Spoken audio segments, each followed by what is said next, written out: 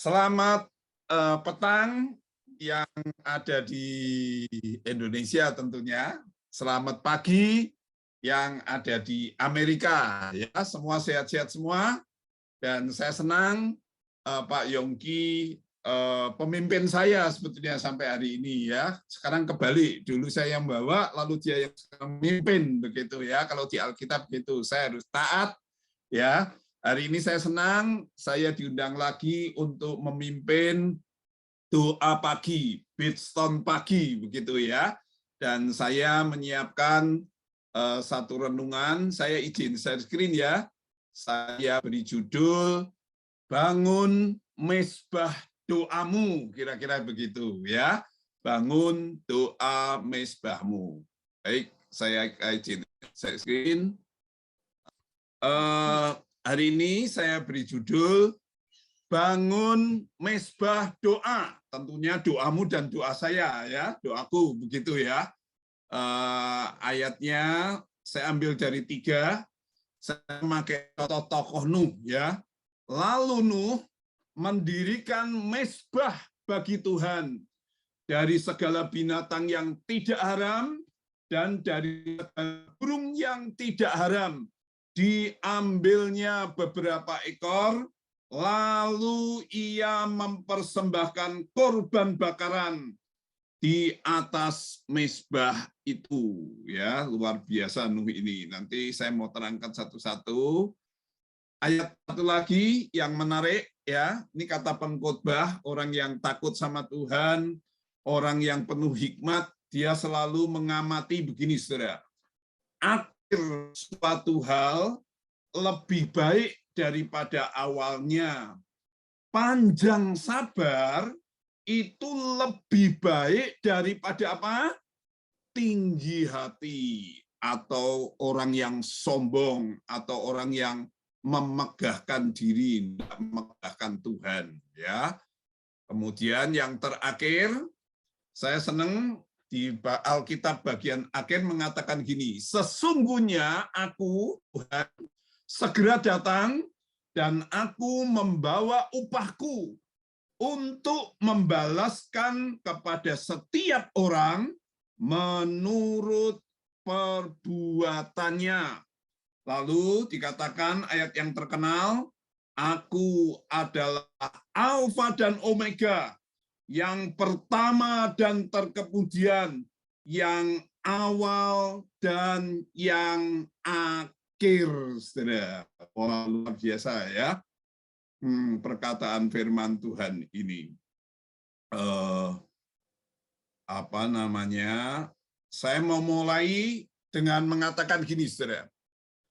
Akhir dan awal tahun itu identik dengan refleksi dan resolusi. Saya tidak tahu ya, 31 New York kayak apa, tetapi saya berharap setiap anak-anak Tuhan di BMC New York ini mengadakan sedikit refleksi atau resolusi ya.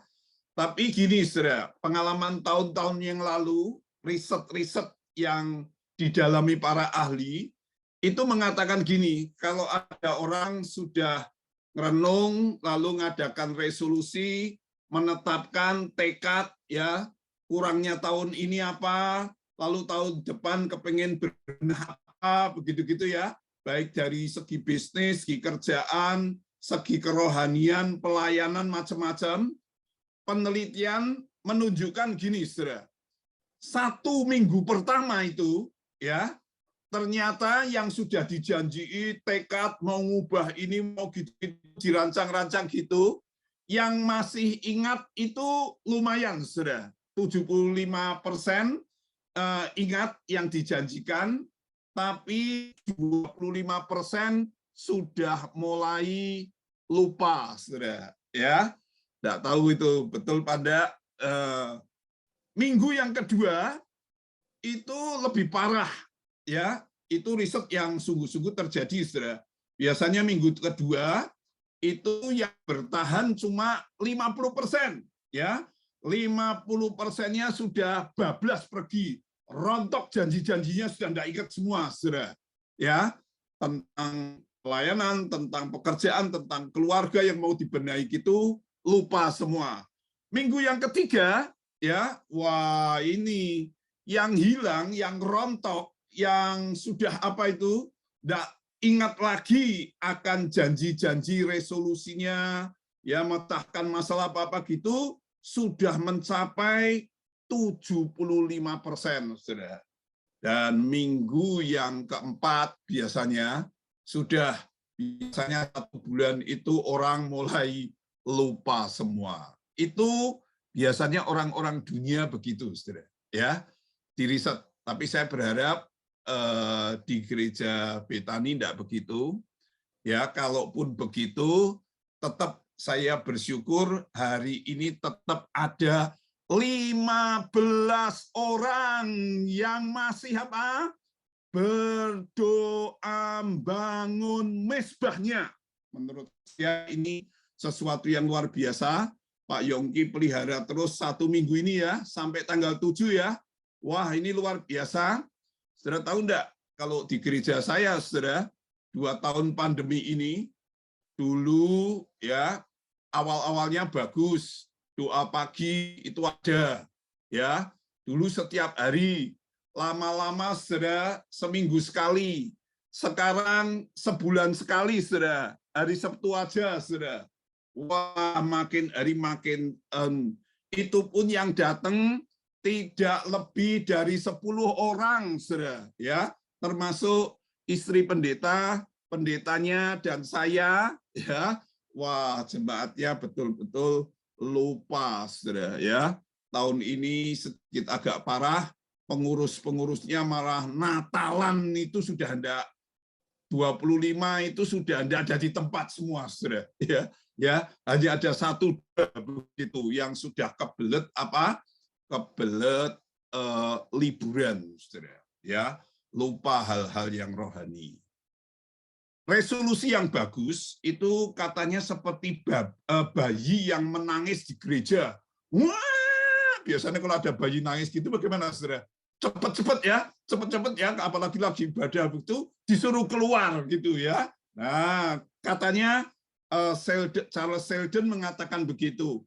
Mereka harus dibawa keluar ya dengan cepat-cepat begitu. Wah, nguapnya itu cepat, saudara. Tapi saya berharap begini ya, orang-orang jemaat hamba Tuhan yang terus dipimpin dengan Pastor Yongki dengan semangat itu mengatakan gini, New Year itu bukan hanya musim untuk kita bersukacita, tentu harus ada sukacita ya. Kalau di Amerika kan mulai dari Thanksgiving ya, betul ya. Lalu Natal itu pusatnya, lalu terus sampai apa? Tahun baru. Nah, kalau saya berteman dengan gereja-gereja ortodok, itu Natalannya baru kemarin, hari ini, Christmas Eve ya. Gereja ortodok itu loh, gereja timur itu loh, baru hari ini, tahun ini ya. Tapi tidak apa-apa ya, itu tidak penting. Yang penting saudara-saudara dan saya harus berefleksi ya. Saya belajar dari Nuh, saudara. Nuh itu artinya gini, istirahat, flat, mendatar atau tumpuk-tumpuk begitu, atau dia itu kayak sabat begitu, orangnya tenang ya. Nuh itu rupanya membunyikan kata yang berarti itu comfort. Dia memang anak ini ketika dilahirkan oleh Lamek, dia akan menjadi anak penghiburan di tengah-tengah tanah yang sedang dikutuk hari itu, saudara ya. Dan Alkitab mengatakan gini, yang luar biasa. Di zamannya, dia cuma satu-satunya, saudara. Yang laki-laki lagi. Yang benar, yang tidak bercela, dan yang indah gini. Bergaul dengan Tuhan. Ya, itulah sebabnya, menurut Alkitab mencatat begini. Tetapi Nuh mendapat kasih karunia di mata Tuhan. Bayangkan semua orang zaman itu ya, Nuh ini generasi ke-10 dari Adam begitu, semuanya sudah berbuat dosa, kecenderungannya itu suka berbuat jahat, sampai nyundul langit, saudara. Ya, oh, saudara, dosanya saking menumpuk, Tuhan akhirnya mau menghukum bumi ini, tapi dia melihat ada yang tersisa. Satu, ini menggambarkan Tuhan Yesus sendiri, ya, yang nanti menyelamatkan dunia. Kalau dia menyelamatkan istrinya dulu, menyelamatkan keluarganya, anak mantunya, ya, tapi ini gambaran Tuhan Yesus sendiri. Nuh betul-betul orang yang sangat luar biasa, saudara, karena dia mendapat kasih daripada itu. Itulah sebabnya kitab Ibrani pernah mengatakan gini, sebab itu marilah kita dengan penuh keberanian menghampiri tahta kasih karunia, supaya kita menerima rahmat dan menemukan kasih karunia untuk mendapatkan pertolongan kita pada waktunya. 2 tahun kita sudah kena pandemi, saudara. Tidak tahu saudara bosan atau tidak, tetapi saya belajar dari Nuh hari ini, saudara. Nuh, ya, bumi dihukum 40 hari, 40 malam hujan, lalu air menggenang itu 150 hari, saudara, berarti 5 bulanan begitu, 6 bulanan lebih, surutnya berapa? Mungkin hampir setahun. Ya, betul-betul nih, dan diulang. Kita bosan betul-betul. Tetapi di tengah-tengah kebosanan itu menurut saya, Nuh luar biasa, saudara. Ya, saya bayangkan ya, di Bahtera itu Nuh itu dengar suara apa saja itu, bisingnya kayak apa saja itu, binatang-binatang macam, wah sibuknya kayak apa. Tetapi yang luar biasa, saudara, Nuh tetap mendapat kasih karunia daripada Tuhan, dan dia mengawali hari itu selalu dengan mendengar suara Tuhan. Itu dibuktikan dengan apa, saudara?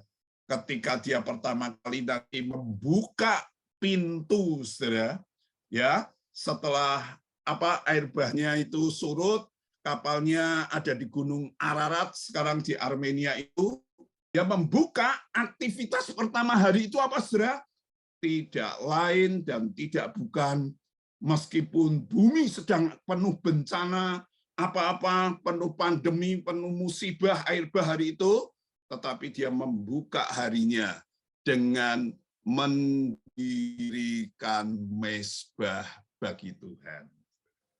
Saya berharap semangat ini tetap ada di hati kita sekalian, ya, bukan saja hanya di Pastor Yongki, ada di saya, ya, ada di semua jemaat, ya. Yang kedua, saudara, saya senang karena kita pengkhotbah mengingatkan kita gini, ya, better than, titik awal itu penting, titik tengah itu genting, tetapi titik akhir ting itu ya, saudara harus bisa finishing well, saudara. Saya berharap dengan kamu membangun doamu terus, itu ada harapan gini, semoga tahun 2022 itu lebih baik daripada tahun 2021. Amin, saudara. Ya, tahun 2003 lebih baik daripada apa? 2022. Berjalanlah terus bersama dengan Tuhan, dengan kerendahan hati, dan yang penting gini, panjang sabar, saudara. Startnya itu harus benar, saudara. Di tengah-tengah saudara harus panjang sabar, dan bukan dengan ketinggian hati, apalagi mengandalkan diri sendiri. Sudah tidak zaman, saudara, ya.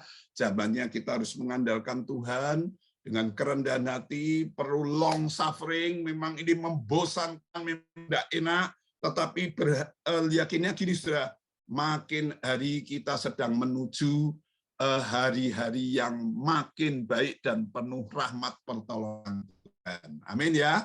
Amin ya. Saya merasakan itu, saudara, dalam hari-hari ini. Puji Tuhan, 2 tahun saya sehat, tidak kena. Pak Yongki pernah kena, mau mati, tapi Tuhan juga tolong itu dengan sangat luar biasa. Hari ini masih terus diberkati. Mari kita jangan bingung, tapi yang terakhir gini, saudara.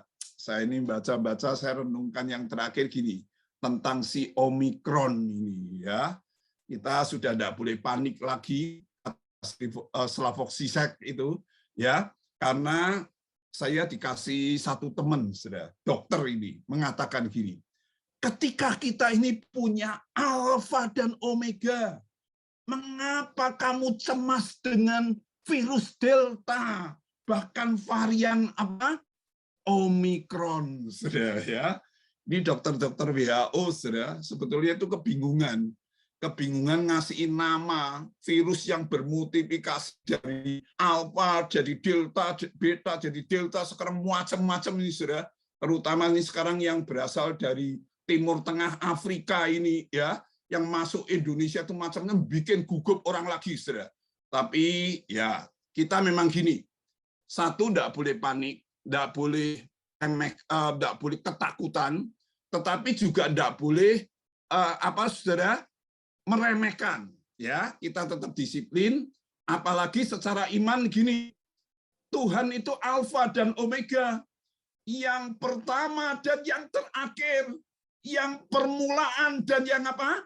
Yang akan akhir. Harapan saya gini, persis seperti para pakar, Omikron ini rupanya varian terakhir, saudara. Memang penularannya cepat, ya, tapi inkubasinya juga cepat, saudara, ya.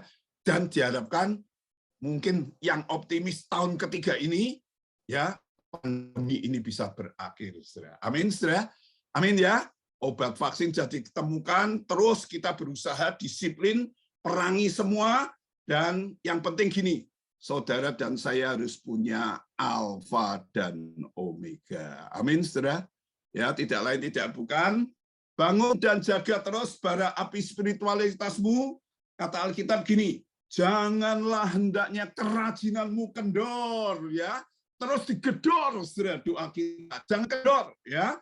Biarlah rohmu menyala-nyala dan layanilah Tuhan. Bangun pagi, saudara, bangun mezbah doamu lagi, ya. Dan akan tetapi kamu saudara-saudaraku yang kekasih, bangunlah dirimu sendiri di atas firman, ya, dasar imanmu yang paling suci, dan berdoalah di dalam Roh Kudus. Itulah yang terus akan membakar kita, saudara. Membakar Pak Yongki, membakar saya, membakar Anda, ya. Jangan sampai padam, ya, bunga-bunga api mezbah doamu itu. Amin, saudara. Yuk kita lanjutkan terus doa-doa kita tidak padam. Amin.